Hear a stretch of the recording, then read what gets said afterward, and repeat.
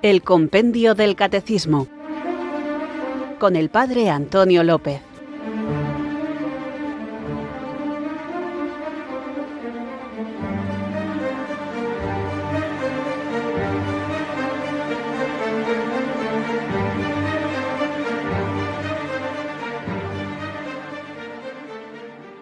Muy buenas, amantes, apasionados, buscadores de la verdad, recibid mi abrazo del Padre Antonio López desde Irurzun, en Navarra, los que, queriendo seguir al Señor, deseáis profundizar en el conocimiento de la fe para madurarla, enraizarla en la vida e irradiarla en el testimonio. Vamos con nuestra última pregunta dedicada al pecado original y a la última y definitiva palabra de Dios sobre esta trágica realidad que se convierte en una feliz culpa que merece tal Redentor dado por la mujer y su simiente que aplasta la cabeza de la serpiente. Este es el amor de Dios. Toda la finalidad de la doctrina y de la enseñanza debe ser puesta en el amor que no acaba, porque se puede muy bien exponer lo que es preciso creer, esperar o hacer, pero sobre todo debe resaltarse que el amor de nuestro Señor siempre prevalece, a fin de que cada uno comprenda que todo acto de virtud perfectamente cristiano no tiene otro origen que el amor, ni otro término que el amor. Pues tú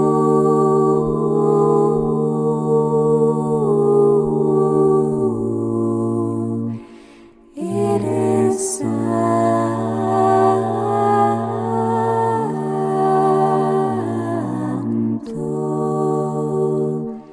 pues tú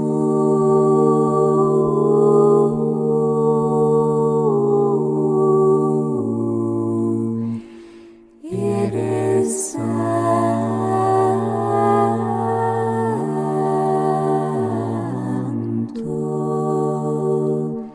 pues tú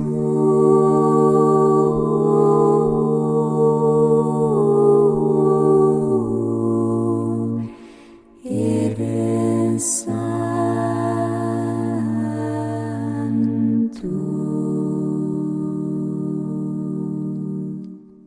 Oh María, Madre de Jesús, nuestro Salvador y nuestra buena Madre. Venimos a ofrecerte nuestras vidas, nuestros corazones, deseos de agradarte y solicitar de tu bondad un nuevo ardor en tu santo servicio. Dígnate presentarnos a tu divino Hijo, que en vista de sus méritos y en nombre de su Santa Madre, dirija nuestros pasos por el sendero de la virtud, que haga lucir con el nuevo esplendor la luz de la fe sobre los pueblos que gimen por tanto tiempo en las tinieblas del error, que vuelvan hacia Él y cambien tantos corazones rebeldes cuya penitencia regocijará su corazón y el tuyo, que convierta a los enemigos de su Iglesia y que, en fin, encienda por todas partes el fuego de su ardiente caridad, que nos colme de alegría en medio de las tribulaciones de esta vida y de esperanza para el porvenir. Amén. Pues tú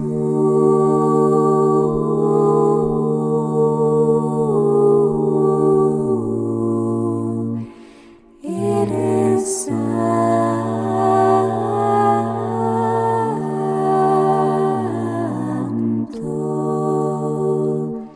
pues tú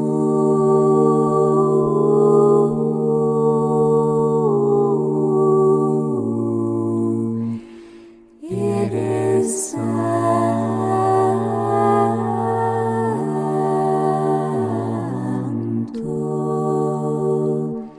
pues tú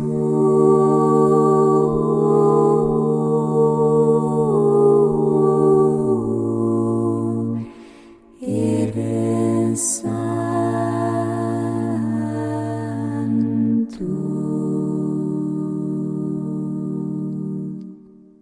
Continuamos con el tema del pecado original. Es una cuestión de la que venimos hablando en este apartado del Compendio del Catecismo, que es la caída. Y después de haber hablado del pecado en sentido general y de la caída de los ángeles, nos centrábamos en las preguntas 75 y 76 en el pecado original y la 77 en las consecuencias de este pecado original. hoy vamos a hablar de la respuesta de Dios al primer pecado del hombre. Es la pregunta 78 del compendio del Catecismo. ¿Qué ha hecho Dios después del primer pecado del hombre? Después del primer pecado, el mundo ha sido inundado de pecados. Pero Dios no ha abandonado al hombre al poder de la muerte. Antes, al contrario, le predijo de modo misterioso en el protoevangelio, capítulo 3, versículo 15 del Génesis, que el mal sería vencido y el hombre levantado de la caída.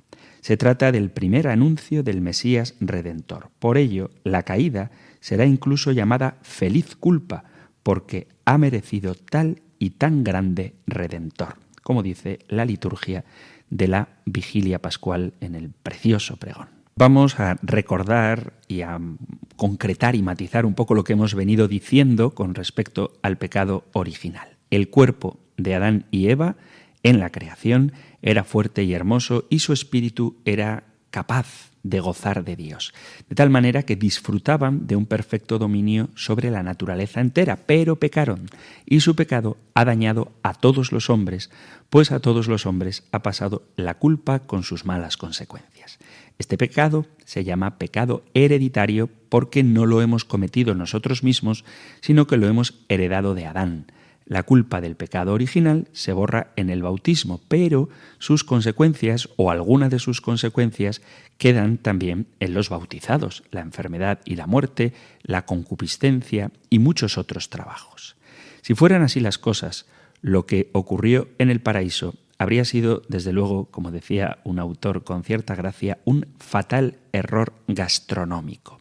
Pero esta interpretación suscita ciertas reservas. En primer lugar, dada la moderna sensibilidad por la justicia, parece intolerable la idea de que un pecado cometido en los albores de la humanidad podamos heredarlo los hombres que hemos nacido millones o por lo menos miles de años más tarde. Quedaría en efecto muy mal parada la justicia divina si nosotros compartiéramos la responsabilidad de una acción que ni hemos cometido ni hemos podido hacer nada por evitarla. Se entiende que los genes transmitan el color de los ojos, pero ¿quién se atrevería a defender que la semilla masculina es la causa instrumental de la transmisión del pecado original? También son muy serias las objeciones que plantea la paleontología.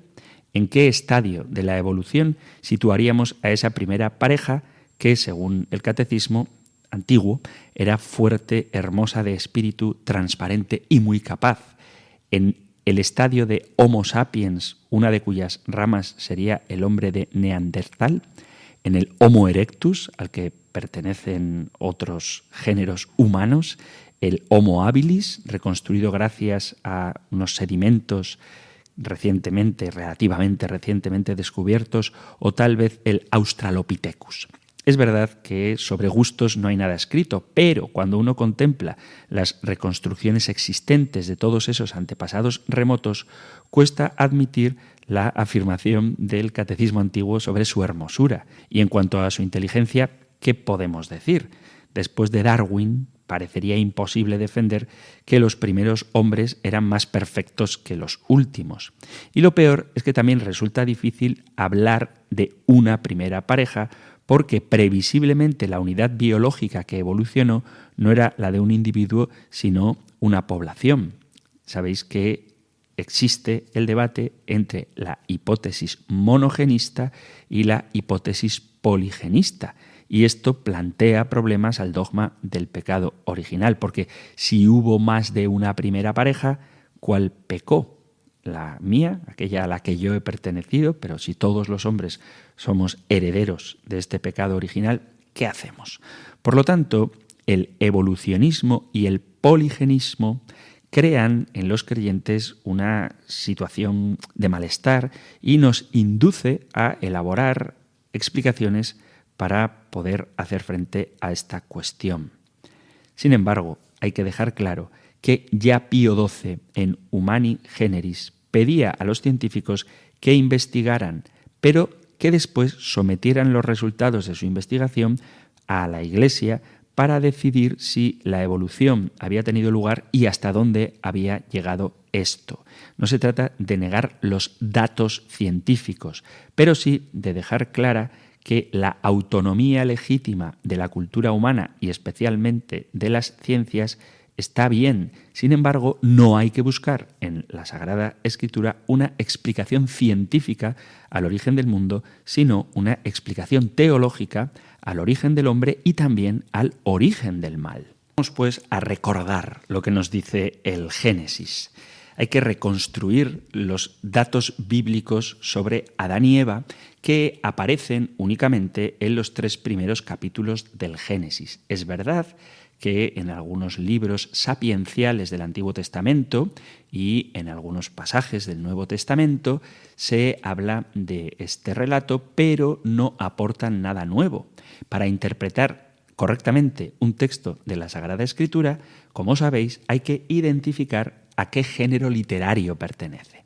Bueno, pues el libro del Génesis es uno de los llamados libros históricos del Antiguo Testamento, pero esta narración está ahí metida como algo desprendido de los libros sapienciales que se ha metido en medio de los libros históricos. Y el estilo deja muy claro esto. No debemos buscar el árbol de la vida y el árbol de la ciencia del bien y del mal en los manuales de botánica. Se trata de un término claramente sapiencial, como lo son los demás elementos de los que se ocupa el relato: la felicidad, la desgracia, la condición humana, el pecado, la muerte, temas de reflexión, todos ellos propios de la sabiduría. Así pues, no podemos acercarnos al pecado de Adán con mentalidad de historiadores, como podríamos hacer, ahí sí, con el pecado del rey David. Es más, Adán, como sabéis, puede significar el nombre propio, pero también puede significar genéricamente hombre. No debe extrañarnos que esta narración se meta dentro del género literario sapiencial y no tanto del género literario histórico.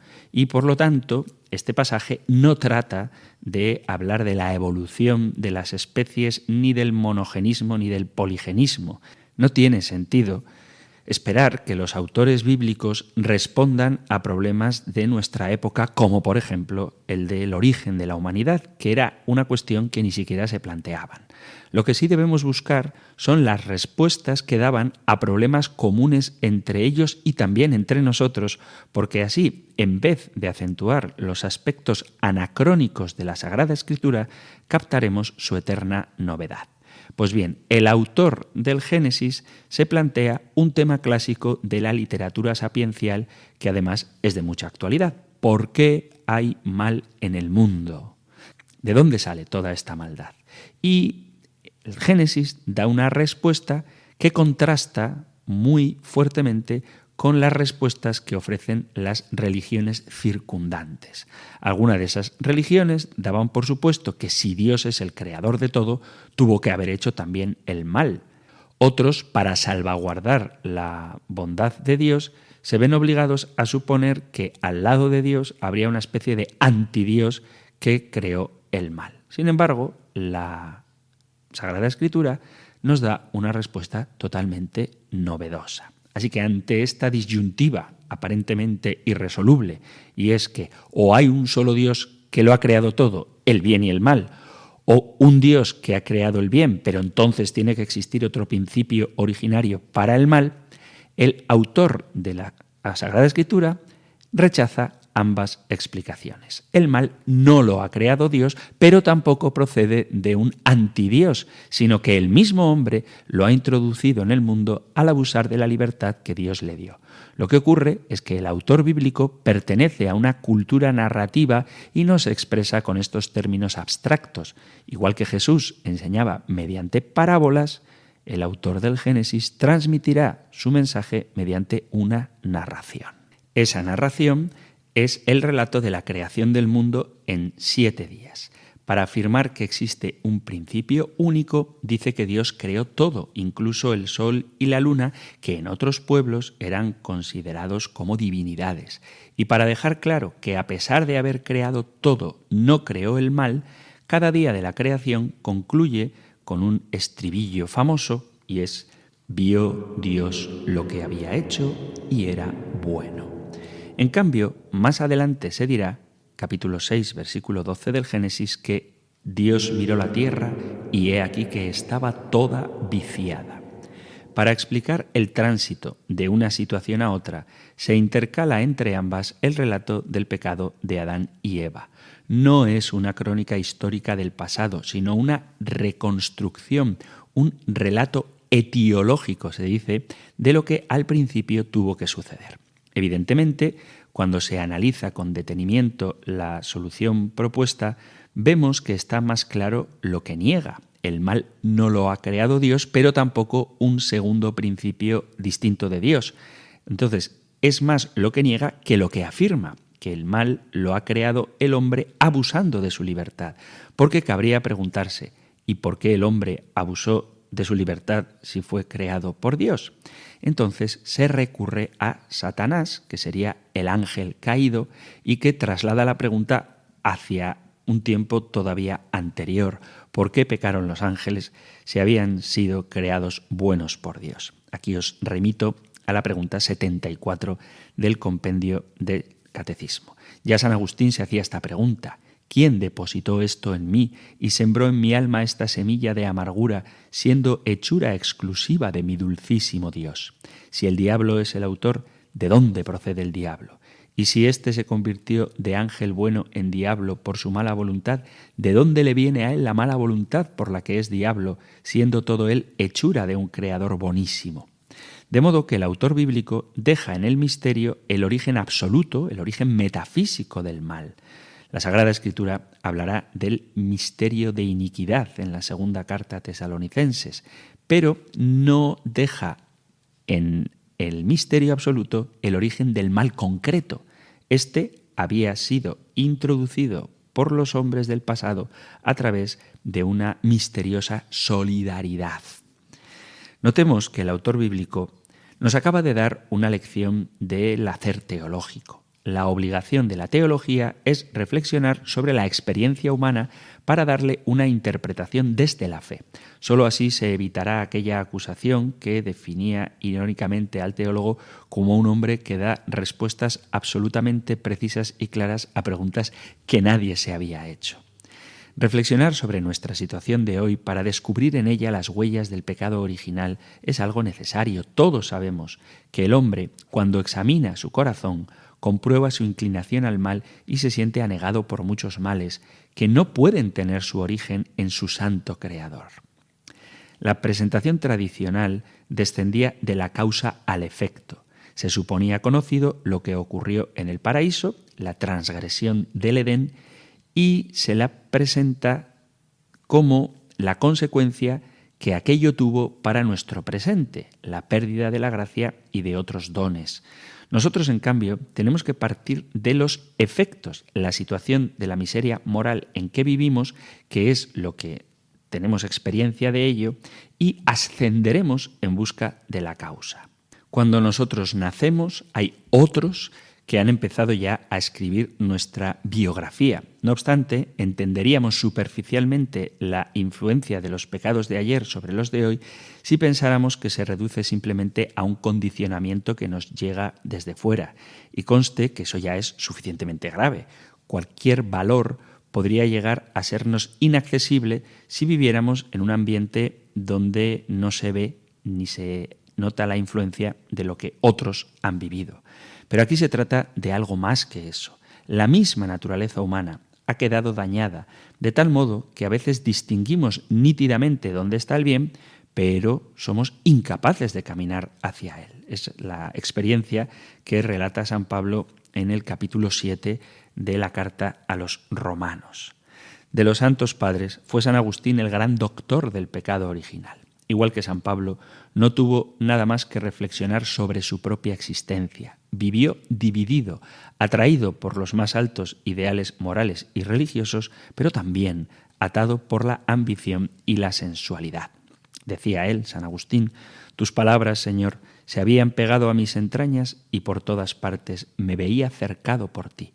Y hasta me agradaba el camino, pero tenía pereza de caminar por sus estrecheces. Me veía y me llenaba de horror. pero no tenía a dónde huir de mí mismo. Había llegado a pedirte en los comienzos de la misma adolescencia castidad, diciéndote, dame la castidad y continencia, pero no ahora.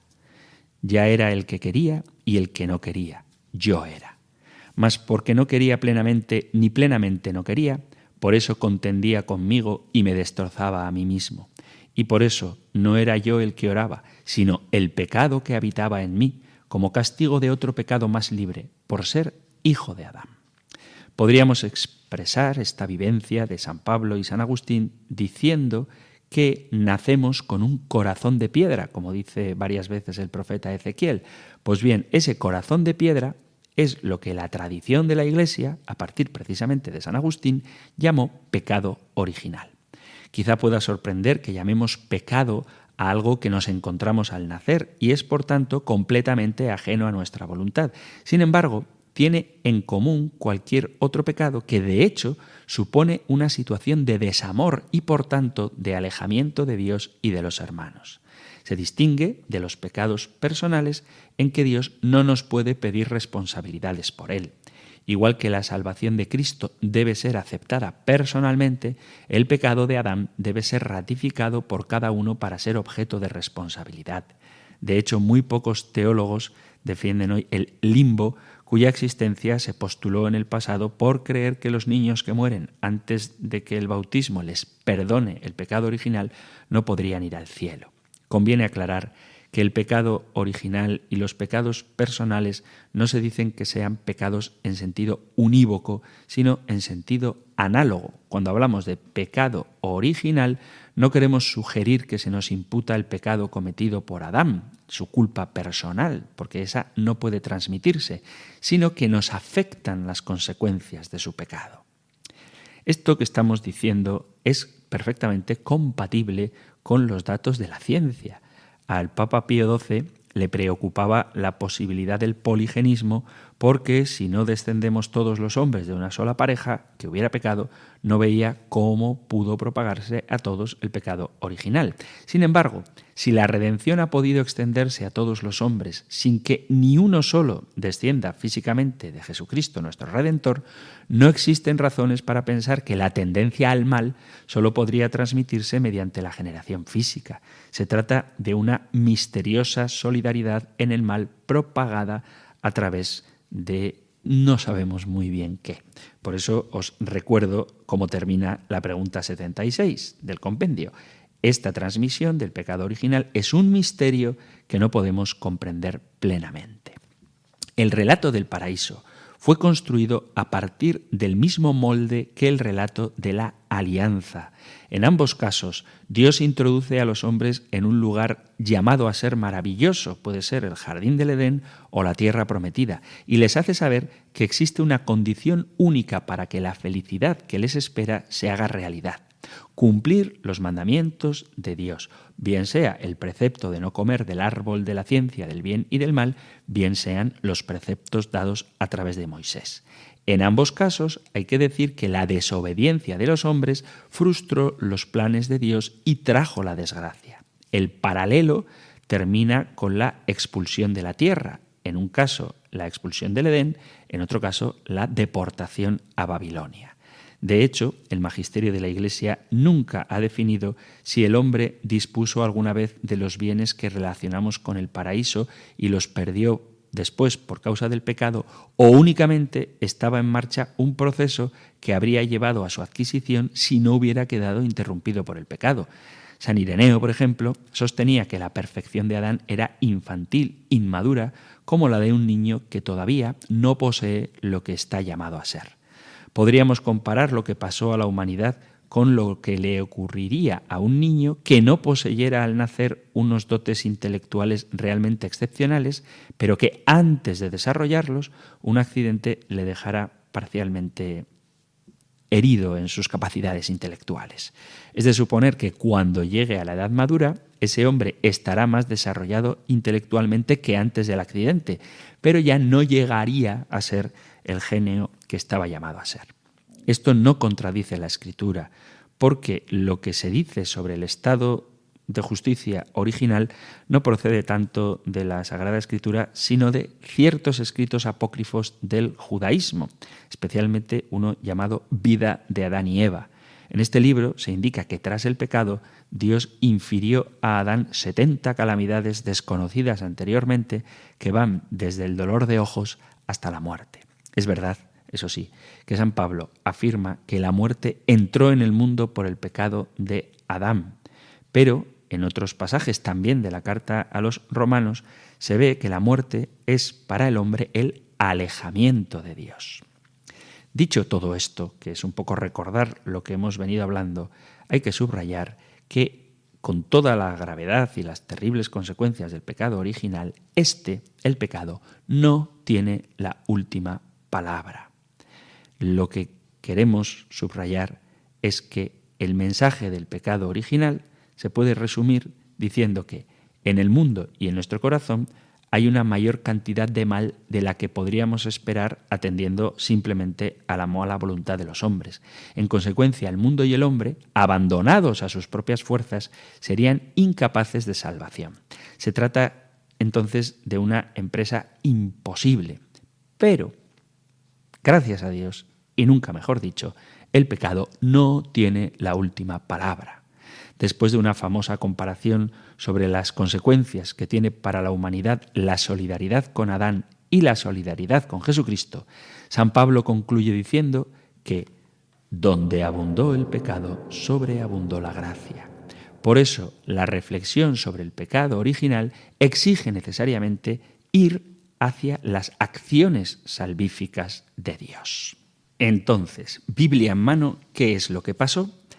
Claramente, Dios había dicho al hombre que podía comer de todo, pero de un árbol no podía. Comer de ese árbol significaba la desobediencia a Dios, desobediencia a su palabra. Por lo tanto, todo pecado es pecado, porque es la desobediencia a la palabra de Dios. Y curiosamente, la serpiente empieza la tentación suscitando el deseo de aquello que Dios había prohibido. Y lo hace, como no puede ser de otra manera, porque es perverso y pervertidor, fatal, invirtiendo el rol que Dios había impuesto. Habló con la mujer, hubo un vacío de responsabilidad por parte de Adán, y esto no es porque Eva sea el sexo débil, sino porque habían comenzado ya la desobediencia de lo impuesto con Dios. La serpiente utiliza un sofisma, es decir, una mentira maquillada de verdad. Y la mujer respondió a la serpiente: del fruto de los árboles del huerto podemos comer, pero del fruto del árbol que está en medio del huerto ha dicho Dios: no comeréis de él ni lo tocaréis, para que no muráis. Y la serpiente dijo a la mujer: ciertamente no moriréis. No iban a morir físicamente en ese momento, pero sí iban a morir, tanto espiritualmente como algún día la muerte física y en algunos casos la muerte eterna. Adán actuó mal, renunció a su rol y aceptó el fruto desobedeciendo lo que Dios había mandado. La humanidad siempre ha echado la culpa de esto a Eva, pero el principal culpable fue Adán. Por eso dice San Pablo en la primera carta a los Corintios, capítulo 15, versículo 20, «Mas ahora Cristo ha resucitado de entre los muertos, primicias de los que durmieron. Porque ya que la muerte entró por un hombre, también por un hombre vino la resurrección de los muertos». Y en el capítulo 5 de la carta a los Romanos dice San Pablo: «Por tanto, como tal entró el pecado en el mundo por un hombre, y la muerte por el pecado, así también la muerte se extendió a todos los hombres porque todos pecaron. Pues antes de la ley había pecado en el mundo, pero el pecado no se imputaba cuanto no había ley. Sin embargo, la muerte reinó desde Adán hasta Moisés, aun sobre los que no habían pecado, con una transgresión semejante a la de Adán, el cual es figura del que había de venir».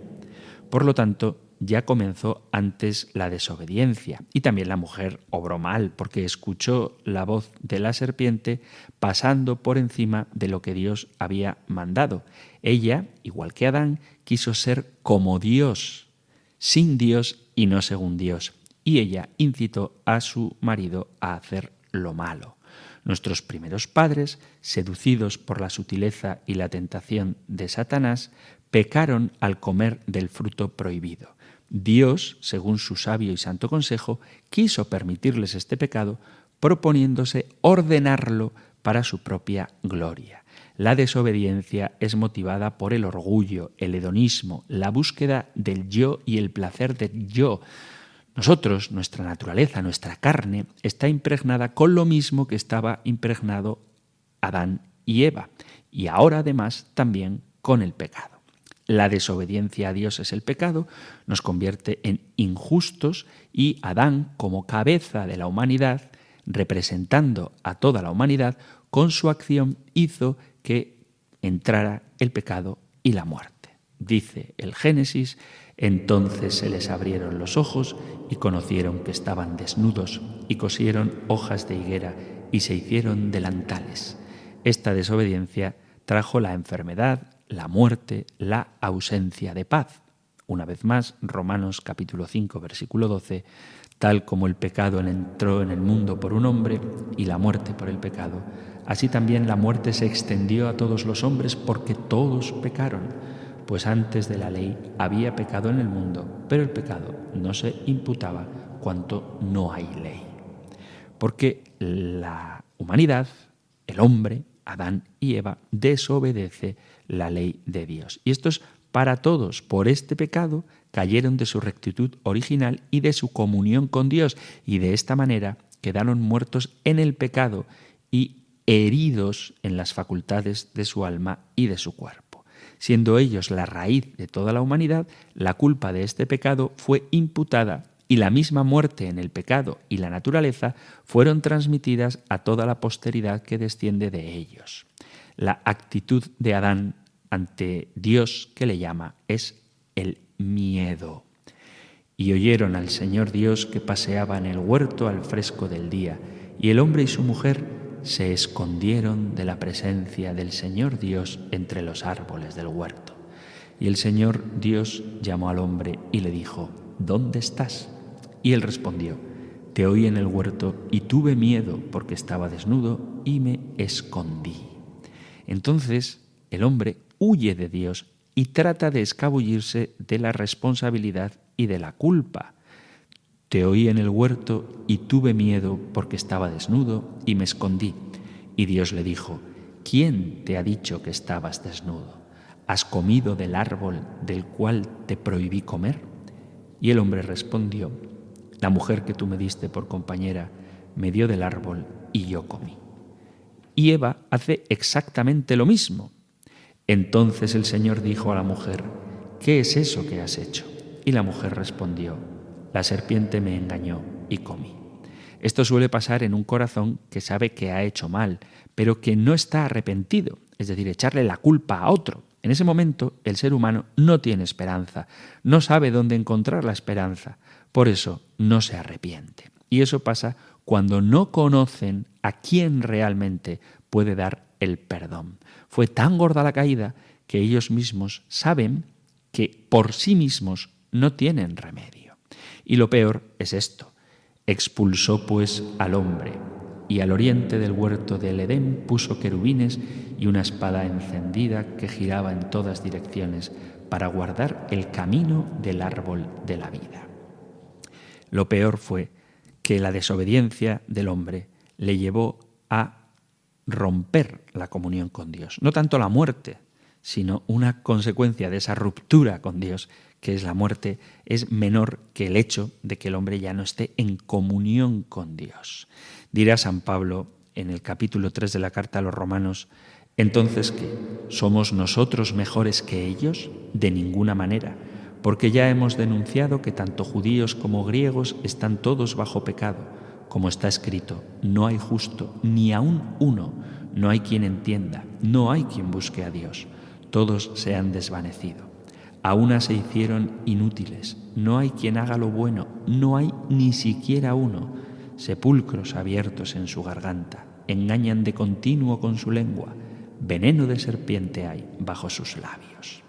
En ese momento el ser humano no tiene esperanza, y esto es como nace el ser humano alejado de Dios por el pecado. es necesario un remedio fuera del mismo hombre porque él no puede. Nadie puede en manera alguna redimir a su hermano, ni dar a Dios un rescate, porque la redención de su alma es muy costosa y debe abandonar el intento para siempre, dice el Salmo 49.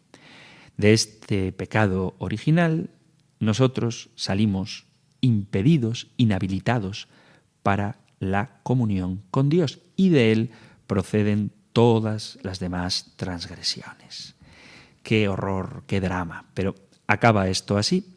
La respuesta es que no, porque tenemos un Dios que no merecemos, un Dios lleno de misericordia que pudo haber destruido a Adán y Eva y con ellos a toda la humanidad, pero no lo hizo, sino antes, al contrario, envió a su Verbo encarnado para mostrar tras la caída su misericordia. Vamos a hacer una pausa musical y vamos a responder ya sí a la pregunta 78. ¿Qué es lo que hace Dios ante el pecado? ¿Cómo responde Dios al pecado? Tú que habitas al amparo del Altísimo, que vives a la sombra del Omnipotente, di al Señor, refugio mío, alcázar mío, Dios mío, confío en ti. Él te librará de la red del cazador, de la peste funesta. Te cubrirá con sus plumas, bajo sus alas te refugiarás. Su brazo es escudo y armadura. No temerás el espanto nocturno, ni la flecha que vuela de día, ni la peste que se desliza en las tinieblas, ni la epidemia que devasta a mediodía. Caerán a tu izquierda 1000, 10,000 a tu derecha, a ti no te alcanzará.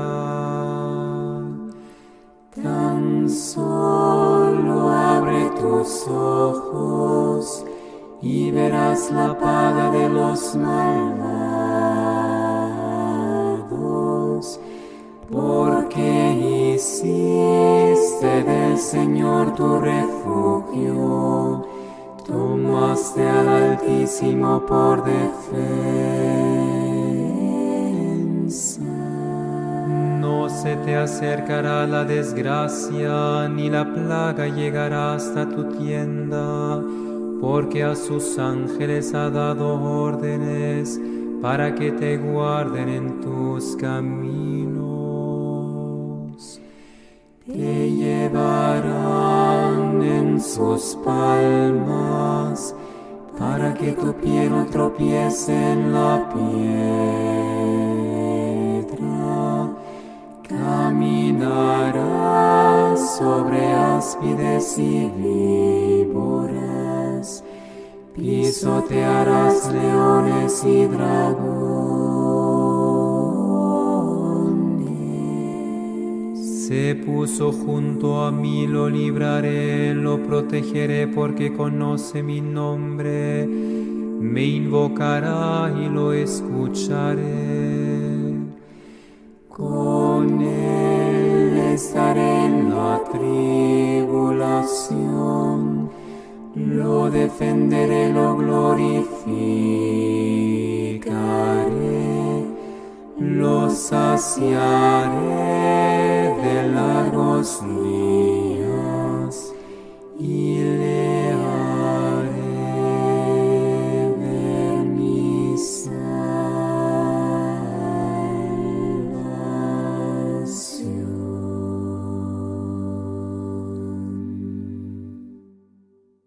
Estás en Radio María escuchando el programa El Compendio del Catecismo, nuestro espacio diario para apasionados buscadores de la verdad que puedes sintonizar aquí en la emisora de la Virgen de lunes a viernes de 4 a 5 de la tarde una hora antes si nos escuchas desde las Islas Canarias. Hemos repasado lo que hemos venido hablando anteriormente sobre el pecado original y sus trágicas consecuencias, dejando claro que la última palabra no la tiene el pecado. Tras la terrible caída, no solo de Adán y Eva, sino de toda la humanidad y la creación, por intrusión e irrupción del pecado, nos encontramos ante un oscuro abismo donde no hay solución para el hombre, que no puede salvarse por sí mismo y que se encuentra alejado de Dios y se siente juzgado. Todo ha caído, todo ha sucumbido estrepitosamente, todo se ha desplomado y se ha venido abajo. Eva acaba de ser engañada, Adán acaba de cometer una rebelión sin igual, una alta traición contra Dios, quien se dispone a dictaminar sentencia condenatoria por ello, pero aun antes de resolver la condena para ellos, se va a centrar en la serpiente, no en su aspecto físico, sino más bien en lo que ella representa, es decir, Satanás. No le pregunta absolutamente nada Dios a la serpiente. No tiene nada que oír del tentador y del engañador que pasó de ser ángel de luz a ser diablo.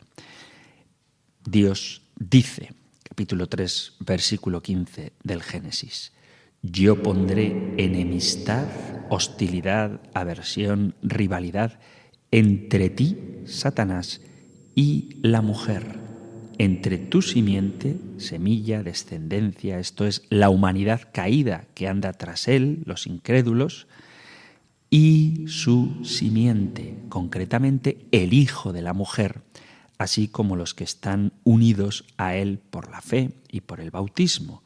Esta, la simiente de la mujer, te herirá la cabeza, es decir, te dará un golpe fatal, certero y mortal. Y tú, Satanás, le herirás el calcañar, el talón, herida de muerte como consecuencia del golpe mortal que alude a los sufrimientos y a la muerte de la cruz. Estas palabras contienen la primera mención explícita del glorioso pero sufrido Evangelio de Dios en favor de una pérdida, de una caída, que es la de la humanidad. El pensamiento predominante no está directamente centrado en la victoria final que ha de ocurrir, sino en una lucha prolongada e incesante. Se había iniciado una larga lucha entre el bien y el mal, que es lo que encontramos precisamente en toda la Sagrada Escritura. Hay dos simientes, hay un conflicto, habrá una victoria final, pero antes una larga lucha. Dios empieza a desplegar toda su misericordia para llevar a cabo la redención y la restauración del hombre. El mismo que acaba de desobedecerle, traicionarle, insubordinarse y transgredirle y atentar gravemente contra él, escucha una promesa de redención. Dios dice: voy a intervenir. De tal manera que Dios no muestra su justicia al maldecir y castigar, sino que muestra su gracia al ofrecer la redención. Habrá una enemistad tal que llegará a ser una pelea a muerte entre Satanás y nosotros, ya que al hacernos amigos de Dios nos convertimos en enemigos del diablo. La humanidad estará dividida en dos bandos opuestos, rivales y duramente enfrentados: la descendencia de la serpiente y la descendencia de la mujer. Un descendiente de ella, la prometida simiente, dará el golpe certero y terminará con esa enemistad. Estas palabras se tratan del primer anuncio de la buena nueva. Por eso se conoce como protoevangelio, donde Dios mismo dice a Satanás que cesará esta victoria con su derrota. La serpiente acaba de destruir la gran obra de Dios, pero realmente lo que estaba haciendo era firmar su propia sentencia de muerte, su derrota, su destrucción definitiva. La imagen de Dios en el hombre se deterioró, ciertamente, pero queda la promesa. Y esta fue la aurora del día del Gólgota. Es como si Dios le dijera a Satanás: te has servido de una mujer para engañarla y traer maldición al mundo, pero yo me voy a servir de una mujer, y además virgen, y ella será mi instrumento para traer la bendición al mundo a través de ella. Dios va a revertir la maldición de Satanás en bendición usando el mismo instrumento, es decir, la mujer, y lo hará a través de la simiente, de la descendencia que se irá transmitiendo por generaciones hasta que llegue el momento. Por eso dice San Pablo en la carta a los Gálatas: cuando llegó el tiempo culminante, Dios envió a su Hijo, nacido de una mujer, nacido bajo la ley, para que redimiera a los que estaban bajo la ley, a fin de que recibiéramos ser hijos por adopción. ¿Por qué es necesario que esta mujer sea virgen, tal como nos cuenta el profeta Isaías? El Señor mismo os dará una señal. He aquí que la Virgen concebirá y dará a luz un hijo y le pondrá por nombre Emmanuel. Un nacimiento virginal es la más clara señal de poder, sobre todo si esta es anunciada 7 siglos antes. Toda persona nacida de progenitores pecadores, concretamente el hombre, hereda la naturaleza pecaminosa de Adán, con lo cual Jesús no podría tener un padre biológico como tal, porque hubiera compartido la naturaleza corrompida, caída, no me gusta decir corrompida, herida por el pecado. Jesús nació de María milagrosamente, porque Dios fue quien fecundó su seno virginal. Al igual que Jesús entró gloriosamente en Jerusalén en un asno que jamás fue anteriormente montado y fue enterrado en un sepulcro en el que nadie había sido antes enterrado, asimismo nacería de una joven doncella virgen, porque Jesús es distinto y separado de todo lo demás. Dios da primeramente la promesa de la redención. Daos cuenta de que, aunque es verdad que Dios castiga a Adán y Eva y a la serpiente, antes de ese castigo, que está en el capítulo 3, versículo a partir del 16 del Génesis, viene la promesa de la redención, que está en el capítulo 3, versículo 15 del Génesis. Por eso dirá Santiago en la carta, capítulo 2, versículo 13, porque el juicio será sin misericordia para el que no practicó la misericordia. La misericordia triunfa sobre el juicio. Eso es la gracia, esa es la promesa de Dios. Dios no lleva a cabo su promesa, su redención, al instante, es decir, no envía a Cristo para que naciera de Eva a las puertas del Edén, así como tampoco se escribe la Biblia en unas tablas como las que le dio a Moisés en el Sinaí, sino que va realizando esta historia de salvación a lo largo del tiempo. Para que se planifique, faltará mucho, pero Dios ha intervenido, ha lanzado la palabra, la promesa de redención, la ansiada simiente, y lo ha hecho antes de condenar a los primeros padres. Se trata de la primera promesa de Dios y no podía ser otra que prometernos, ni más ni menos, que a su propio Hijo. Todo el relato bíblico, todo el devenir de la historia irá en pos de esto y será una consecuencia directa de esta promesa dada por Dios. Queda mucha Biblia por delante, queda mucha historia de salvación, pero todo ello será una secuela de esta primera y gran promesa redentora de Dios a una humanidad recientemente caída. La serpiente morderá el talón, le herirá con veneno mortal, pero ese mismo pie herido descenderá con tal fuerza que aplastará y destrozará la cabeza de un seco y certero golpe fatal. El talón de Cristo fue efectivamente herido cuando sus pies fueron traspasados y horadados en la cruz, una cruz que certificó la absoluta derrota del que tenía el imperio sobre la muerte, es decir, del diablo.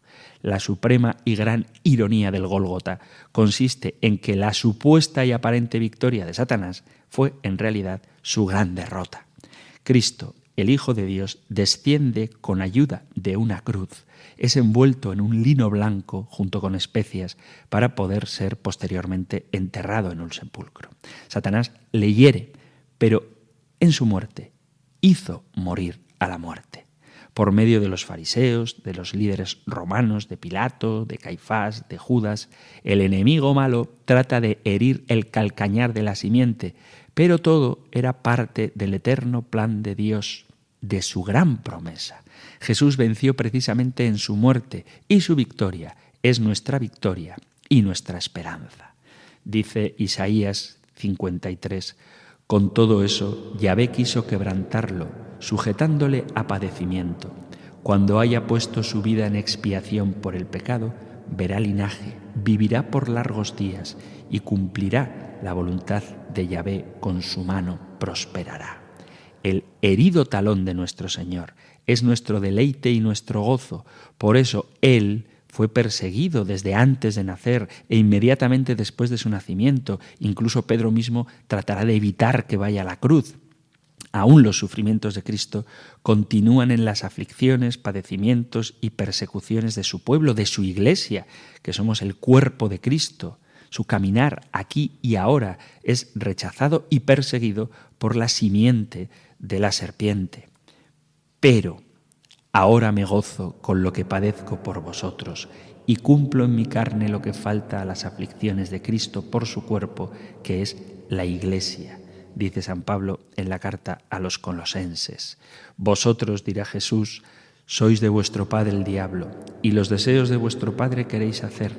Él ha sido homicida desde el principio y no ha permanecido en la verdad, porque no hay verdad en él. Cuando habla mentira, de lo suyo habla, porque es mentiroso y padre de la mentira. Y el mismo San Juan en su primera carta dirá: el que practica el pecado es del diablo, porque el diablo peca desde el principio. Para esto apareció el Hijo de Dios, para deshacer las obras del diablo. Todos los que son guiados por el Espíritu son hijos de Dios. Los que le recibieron, dice San Juan en su prólogo, los que creen en su nombre, les dio potestad de hacerse hijos de Dios, los cuales no son engendrados de sangre, ni de voluntad de carne, ni de voluntad de varón, sino de Dios. El cuerpo de Cristo puede sufrir como sufrió Cristo encarnado, pero igual que Cristo resucitó, sabemos que la cabeza de ese cuerpo está glorificada, intercediendo y cuidándonos.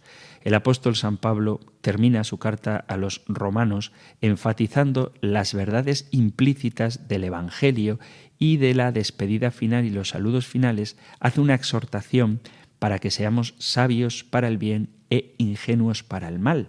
Y a continuación llena a los romanos, a los destinatarios de su carta, de esperanza al asegurarles el definitivo triunfo de Cristo y de la Iglesia de todo mal como cumplimiento, culminación y clímax del Génesis. Por eso dice, capítulo 16, versículo 20 de la carta a los romanos: y el Dios de la paz aplastará en breve a Satanás bajo vuestros pies. La gracia de nuestro Señor Jesucristo sea con vosotros. San Pablo les recuerda, en medio de esta terrible e incesante lucha contra el mal, contra los enemigos de la serpiente, que hay una promesa que prevalecerá y se cumplirá, cuyo eco fue dicho en el Edén inmediatamente después de la caída, pero cuyo clímax y culminación será la gloriosa y definitiva venida de nuestro Señor Jesucristo, cuando limpie el mundo de todo rastro de la serpiente venenosa y lo llene de alabanza. Por eso dice capítulo 12 del Apocalipsis: y fue lanzado fuera el dragón, la serpiente antigua que se llama Diablo y Satanás, el cual engaña al mundo entero. Fue arrojado a la tierra y sus ángeles fueron arrojados con él. Entonces oí una gran voz en el cielo que decía: ahora ha venido la salvación, el poder y el reino de nuestro Dios y la autoridad de su Cristo, porque ha sido precipitado el acusador de nuestros hermanos, el que los acusaba ante nuestro Dios día y noche. Todavía hoy hay enemistad entre la simiente de la mujer y la simiente de la serpiente. Aún hoy experimentamos el cruel rechazo, la persecución feroz y los problemas tan solo por ser aliados de Cristo, por estar unidos e injertados en la simiente, por amar a la mujer que nos ha dado al Salvador. Todo esto debería, en vez de desanimarnos, estimularnos, porque es el cumplimiento de la promesa. Pero nuestro mayor gozo y nuestra mayor alegría será cuando podamos clamar con San Pablo: ¿dónde está, oh muerte, tu aguijón? ¿Dónde, oh sepulcro, tu victoria? Si lo que dice el Génesis capítulo 3, versículo 15 es preparar la redención, se nos dice cómo llevará a cabo esta redención un poquito más adelante. Dice el capítulo 3, versículo 21 del Génesis, que Yahvé hizo al hombre y a su mujer túnicas de pieles y los vistió. Es Dios mismo quien viste a Adán y Eva. ¿Y cómo les viste? Con túnicas de pieles. Es decir, que un animal muere sacrificado inocentemente para cubrir y tapar su vergüenza. Y esto señala a Jesucristo en la cruz. El protoevangelio, es decir, la primera buena nueva, deja entrever la voluntad salvífica de Dios ya desde los orígenes de la humanidad. En efecto, frente al pecado, según la narración del Génesis, la primera reacción del Señor no consistió en castigar a los culpables, sino en abrirles una perspectiva de salvación y comprometerlos activamente en la obra redentora, mostrando su infinita misericordia también hacia quienes lo habían ofendido. Las palabras del protoevangelio revelan el singular destino de la mujer, que a pesar de haber precedido al hombre al ceder ante la tentación de la serpiente, luego se convierte, en virtud del plan divino, en la primera aliada de Dios. Eva fue la aliada de la serpiente para arrastrar al hombre al pecado, y Dios anuncia que, invirtiendo esta situación, Él hará de la mujer, de María, de nuestra Madre del Cielo, la enemiga de la serpiente. Ella está llamada a restaurar el papel y la dignidad de la mujer y a contribuir al cambio del destino de la humanidad, colaborando mediante su misión materna a la victoria divina y definitiva sobre Satanás. Se termina el tiempo para nuestro programa de hoy y con esta pregunta hemos llegado al final del capítulo primero de la segunda sección del compendio del Catecismo, la profesión de la fe cristiana. Después de haber hablado de creo en Dios Padre, comenzaremos el segundo capítulo dedicado a creo en Jesucristo, Hijo único de Dios. Muy bonito el tema, ya veréis, de la cristología, pero tendrá que ser a partir del próximo día. Os recuerdo, antes de terminar, que si ha quedado algo oscuro todavía el pecado original y hay alguna pregunta que queréis hacer, alguna idea que debatir, algún testimonio que dar o alguna solución teológica que aportar, tenéis a vuestra disposición el correo electrónico compendio@radiomaria.es, compendio@radiomaria.es o el número de teléfono para WhatsApp 668-594-383, 668-594-383 o compendio@radiomaria.es. Terminamos con la bendición del Señor. El Señor te bendiga y te guarde. El Señor ilumine su rostro sobre ti y te conceda su favor. El Señor te muestre su rostro y te conceda la paz. Pidiendo a Dios Padre la plenitud del Espíritu Santo y de la mano de María, Madre del Hijo, os emplazo hasta un nuevo programa del Compendio del Catecismo. Muchísimas gracias, un fuerte abrazo y que Dios os bendiga.